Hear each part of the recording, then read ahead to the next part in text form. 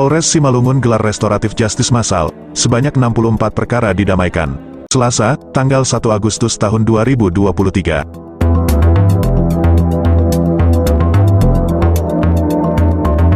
Polres Simalungun mengadakan kegiatan restoratif justice massal di wilayah hukumnya. Kegiatan ini dipimpin langsung oleh Kapolres Simalungun AKBP Ronald FC Sipayung SHSIKMH. Acara ini dilaksanakan pada hari Senin, tanggal 31 Juli tahun 2023, di Mako Polsek Tanah Jawa, Kabupaten Simalungun, Sumatera Utara.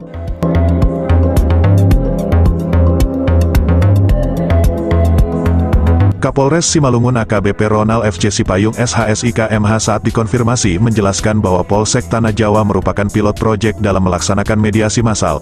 Polsek Tanah Jawa menjadi pilot project atau percontohan bagi polsek-polsek sejajaran Polres Simalungun dalam melaksanakan kegiatan restoratif justice massal atau mediasi secara massal, ungkap AKBP Ronald, Selasa, tanggal 1 Agustus tahun 2023, sekira pukul 15.30 waktu Indonesia Barat. Dalam acara tersebut, terdapat 64 perkara yang didamaikan melalui restoratif justice, di mana korban dan terlapor telah saling memaafkan. Hukuman yang diberikan kepada tersangka adalah kegiatan bakti sosial seperti membersihkan tempat ibadah dan perkantoran.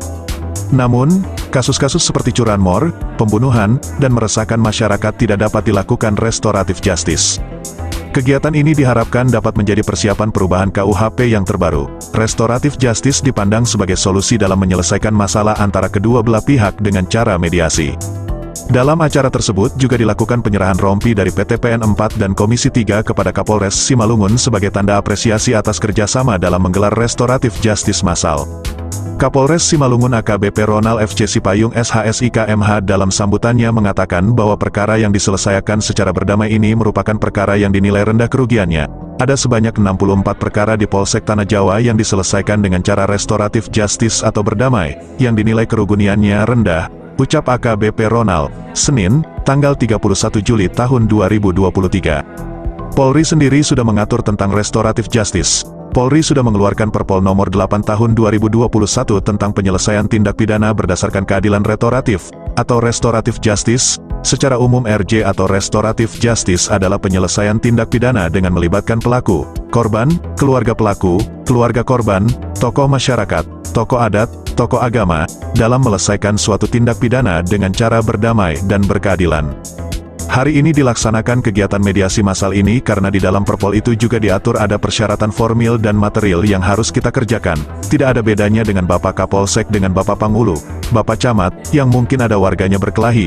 Untuk itu perangkat desa punya kewajiban untuk bagaimana menyediakan forum berupa mediasi. Polsek Tanah Jawa Resor Simalungun membuat hal seperti ini secara massal, ungkap AKBP Ronald, saat menyampaikan sambutan pada hari Senin, tanggal 31 Juli tahun 2023.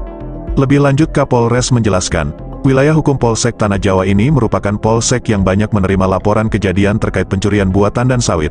Hal ini dapat membuat gangguan Kamtipmas juga gangguan terhadap pihak PTPN 4 dari banyaknya laporan tersebut ada rentan umur 15 sampai dengan 45 tahun cukup banyak mendominasi sebagai pelaku pencurian buah tandan sawit dari PTPN.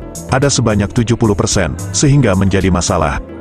Di usia produktif yang mungkin badannya masih sehat, masih kuat namun mengapa harus melakukan hal seperti ini? Apa tidak ada pekerjaan lain atau hal-hal yang positif bisa dikerjakan? Tentu ini menjadi permasalahan bersama, tugas kita bersama bagaimana warga masyarakat kita bisa melakukan pekerjaan yang lebih baik lagi, seperti berladang, menjadi buruh bangunan dan lain sebagainya. Namun demikian tentu perbuatan pencurian ini tidak bisa dibenarkan. Apapun ceritanya kita punya hukum positif, orang yang melakukan harus bertanggung jawab terhadap apa yang telah diperbuatnya.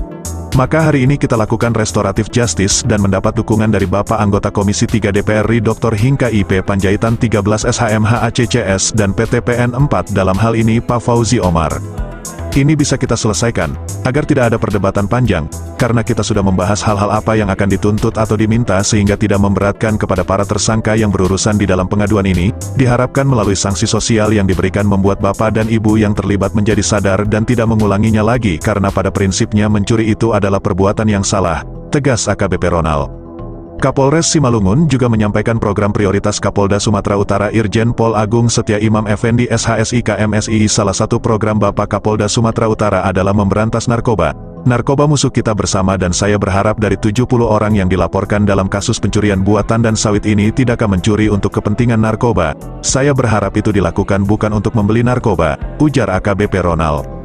Pelaksanaan mediasi massal dimaksud dihadiri Kapolres Simalungun.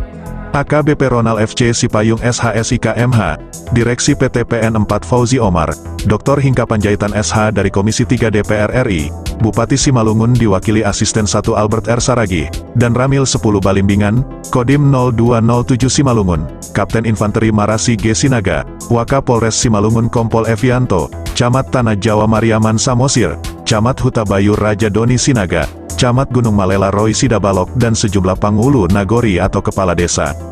Sedangkan Kapolsek Tanah Jawa, Kompol Mansen Nainggolan, bertindak sebagai penyidik sementara para tokoh agama dan tokoh adat dan juga tokoh masyarakat dan 64 orang tersangka pencurian sawit, yang dibebaskan dari jeratan hukum yang telah digugurkan oleh Undang-Undang Restoratif Justice atau RJ mendapat kesepakatan dari sejumlah pihak diantaranya Kapolres Simalungun, AKBP Ronald FC Sipayung yang juga sekaligus mewakili Kapolda Sumut. Para tersangka pelaku pencuri buah sawit yang telah menyampaikan semua kesalahannya dan berjanji tidak akan mengulangi atas perbuatannya itu dan siap menerima sanksi sosial dengan membersihkan tempat ibadah dan juga kantor Panghulu selama 3 bulan. Selain itu juga pihak Direksi PT PN 4 Fauzi Omar menyampaikan bahwa yang dilakukannya itu oleh para terlapor dan penegakan pihak kepolisian semata-mata sebagai upaya menjaga aset perusahaan BUMN dalam hal ini aset perkebunan PT PN 4. Saya yakin apa yang dilakukannya itu adalah ketidaksengajaan dan sebagai desakan kondisi ekonomi semata. Sehingga dengan acara mediasi massal ini kita tuntaskan bersama, ucapnya. Selain itu juga Fauzi Omar mengatakan bahwa untuk ke-64 warga yang telah mendapat pengampunan itu bila mereka ingin bekerja maka pihaknya akan memberikan peluang pekerjaan sesuai pendidikan dan juga kemampuannya jelas Direksi PT PN 4 dan disambut tepuk tangan warga yang hadir. Apa sebab setelah Direksi PT PN 4 melihat sejumlah warga yang terlapor dimaksud umumnya masih usia produktif pungkasnya.